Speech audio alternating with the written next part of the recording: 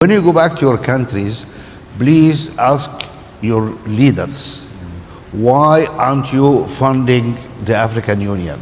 A simple question. Do you want the African Union or you don't? To have a minuscule organization which is unable to function because it is not funded is not acceptable. I understand your budget is around $650 million. Oui. The total budget of the African Union, 650 million budgets. How much of that is given to you by others?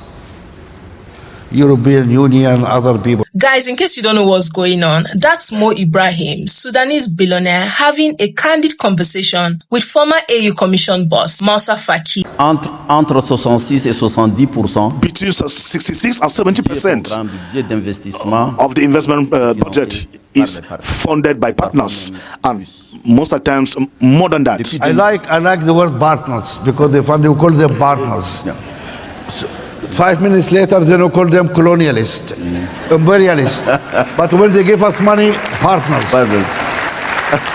So let me break it down. The African Union's annual budget is around $650 million.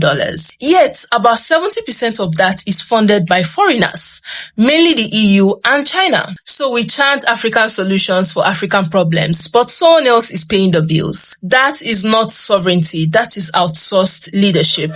Excuse me, 650 million, your budget for the African Union, 70% of that is paid by foreigners.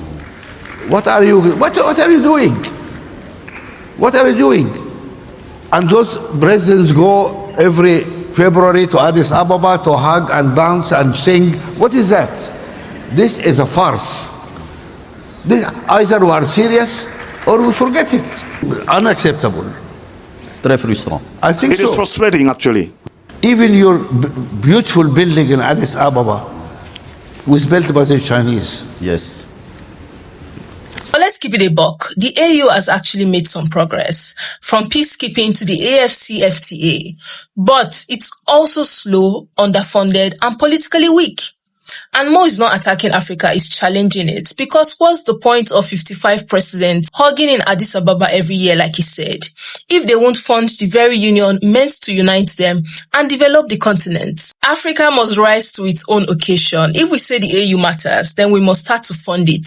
Not for the West, but for ourselves. This is also about respect, responsibility, and real independence. Because if we don't fund our own freedom, we don't own it.